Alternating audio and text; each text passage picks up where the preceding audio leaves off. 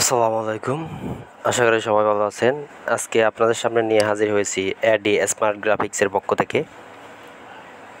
আমরা অ্যাডোবি ইলাস্ট্রেটরে সকল টুলসের ব্যবহার কিভাবে শিখব এবং কিভাবে জানব। তো চলুন দেরি না করে শুরু করা যাক। তো আমরা যারা নতুন আছি, আপনারা যদি আমার চ্যানেলে নতুন হয়ে থাকেন তাহলে চ্যানেলটি সাবস্ক্রাইব করে দিবেন এবং পরবর্তী ভিডিওর জন্য বেল আইকনে ক্লিক করে দিবেন। তো চলুন দেরি না করে শুরু করা যাক। তা আমরা যারা নতুন আছি তাদের জন্য আমরা প্রথমে অ্যাডোবি ইলাস্ট্রেটর ওপেন দেব। ওপেন দেওয়ার পরে এখানে হচ্ছে আপনি যদি কোথাও ওপেন না পান তাহলে আমি দেখাই দিচ্ছি। এই যে উইন্ডোতে যাবেন, স্টারে যাবেন। স্টারে গিয়ে আপনাদের যদি এখানে শো না করে অল প্রোগ্রামে যাবেন। অল প্রোগ্রামে শো করার পরে আমার হচ্ছে অ্যাডোবি ইলাস্ট্রেটর, এটা অ্যাডোবি ইলাস্ট্রেটর সিসি 2015 আমি ইউজ করি। আরও আপডেট আছে, হয়তো বা ইনস্টল করি নাই।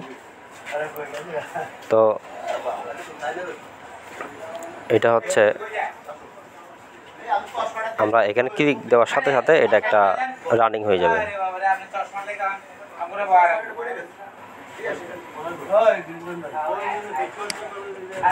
তো রানিং হয়ে গেলে আপনারা এরকম কালো দেখবেন। কালো দেখার পরে আমাদের সর্বপ্রথম যাইতে হবে, কালো দেখার পরে আমাদের আজকের টপিক হচ্ছে মূল টপিক হচ্ছে আমরা আর্টবোর্ড। এই যে এখানে একটা অপশন দেখতেছেন, এটা হচ্ছে আর্টবোর্ড। আর্টবোর্ডে আমরা কিভাবে এটা দিয়ে কাজ করব, আর্টবোর্ডের সাইজ কিভাবে নিব এবং কিভাবে কি করব, তা আগের সব টুলের ভিডিও আমার দেওয়া আছে, আপনারা দেখতে পারেন। এটা হচ্ছে আর্টবোর্ড। তা আমরা প্রথমে যদি আমরা যে কোনো একটা কিছু ওপেন করতে চাই, হয়তো বা ডিজাইন করতে চাই, তো সেক্ষেত্রে আমাদের প্রথমে ফাইলে যেতে হবে। ফাইলে গিয়ে আমাদের এই যে নিউ অপশনে যেতে হবে। এই যে এটা যদি শর্টকাটে আপনি আনতে চান তাহলে Ctrl+N দিলে কিবোর্ডের চলে আসবে শর্টকাট। তো অনেকে বুঝে না, এই জন্য বুঝিয়ে দিচ্ছি। আর যারা না জানেন তাহলে তারা ফাইলে গিয়ে নিয়ত ক্লিক করবেন। ক্লিক করার পরে এখানে আর্টবোর্ডের সাইজ আছে, দেখিয়ে দিচ্ছি। আমরা যখন এখানে এই পেজের মধ্যে যে কোনো একটা, এখানে দেওয়া আছে আপনার, আমি বলি নাম্বার অফ আর্টবোর্ড। আপনার একটা পেজের মধ্যে কয়টা আর্টবোর্ড দরকার, কয়টা পেজ দরকার একটা মানে একটা পেজের ভিতরে। তো পেজ কিন্তু একটাই থাকবে। ধরুন আপনি এখানে নাম দিতে পারেন। এখানে আমরা নাম দিলাম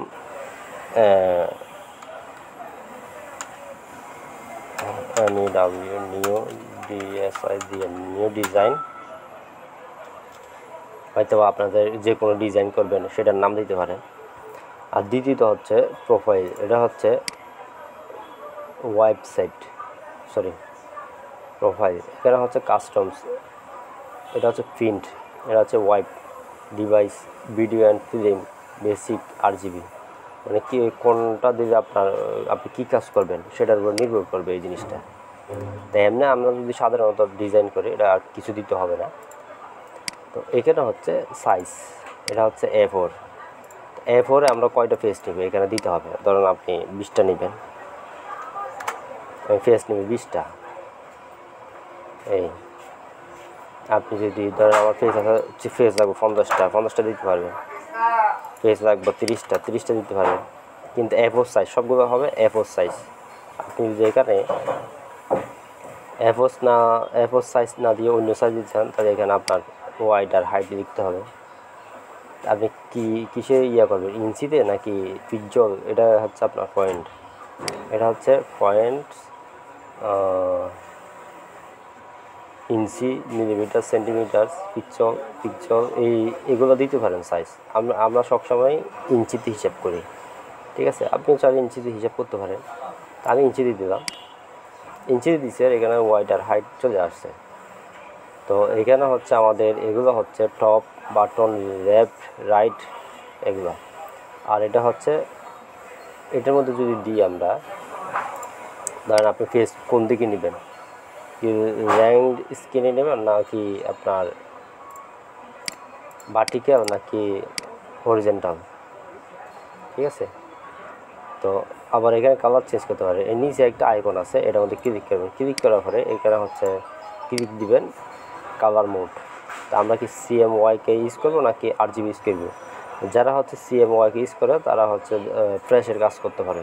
আর যদি RGB ইউজ করেন তাহলে ফ্ল্যাশের মধ্যে দিলে এগুলো সমস্যা হবে। আর যারা ওয়েবসাইটে কাজ করেন তাদের জন্য RGB দিলে ভালো হয়, ঠিক আছে, জিনিসটা সুন্দর হয়। তো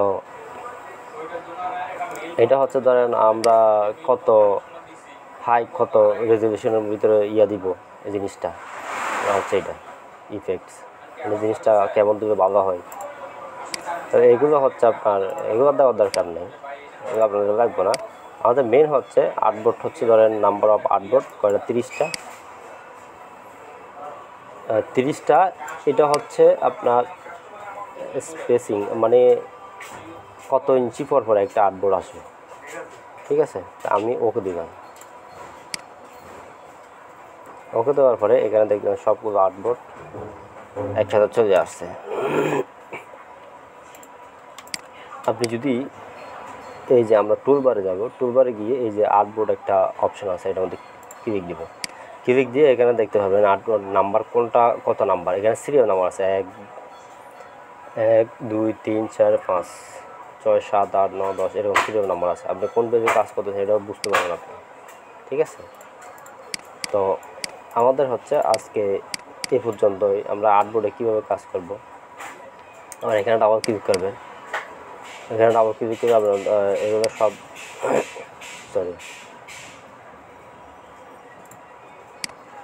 এখানে ক্লিক করবেন। ক্লিক করার পরে ধরেন আমার এখানে আর কতগুলো অপশান আছে, সবগুলো একসাথে তো আপনাদের অনেক ঝামেলা হবে। এখানে হচ্ছে শো সেন্টার মার্ক, এটার মধ্যে যদি আপনি দেন এটা হচ্ছে সেন্টার শো করবে। এই যে আমি যখন এই আর্টবোর্ডটা ধরছি সেন্টার, এই যে একটা সবুজ ধরনের একটা আসছে, এটা সেন্টার শো করতেছে, ঠিক আছে, এই যে সেন্টার। আর আমরা যদি এখানে শো সেন্টার তুলে দিই তাহলে এখানে ওই রকম হবে না। আর এটা যদি ধরেন আমরা এভাবে ধরে নিতে চাই নিতে পারবেন, সমস্যা নেই। মানে এটা হচ্ছে শো। আর এই আর্টবোর্ডটা যদি আমরা মানে এটা এমনি ধরতে পারবেন না, এটা যদি আমরা এই যে সিলেকশন টুল ধরি কিন্তু এগুলো আর ধরতে পারবেন না আপনি, কিন্তু শুধু আর্টবোর্ডে ধরতে হবে। আর্টবোর্ডের একটা অপশন আছে, উইন্ডোতে যাবেন, উইন্ডোতে গিয়ে এই যে আর্টবোর্ডস নামে একটা অপশন আছে,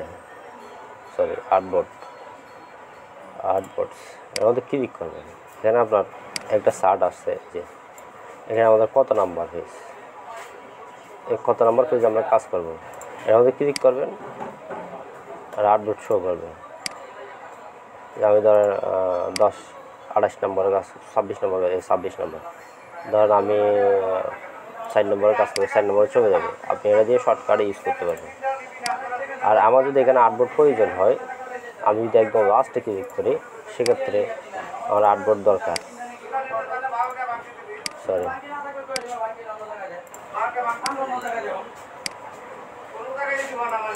ধরেন আমার আর্টবোর্ড দরকার, এই যে এদিকে দুটো বেড়ে গেছে, যেটার মধ্যে ক্লিক করবেন এটা হচ্ছে নিউ আর্টবোর্ড। এখানে লেখা আছে নিউ আর্টবোর্ড। আর যদি ডিলিট করতে চান তাহলে ডিলিট চলে যাবে।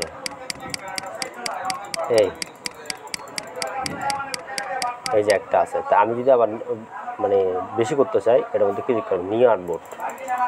কয়টা লাগবে আপনার?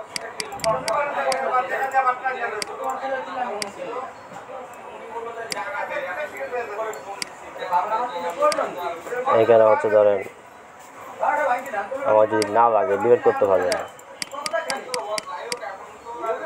তো আজকে পর্যন্ত, যদি না বুঝেন তাহলে কমেন্ট করে জানাবেন, ঠিক আছে।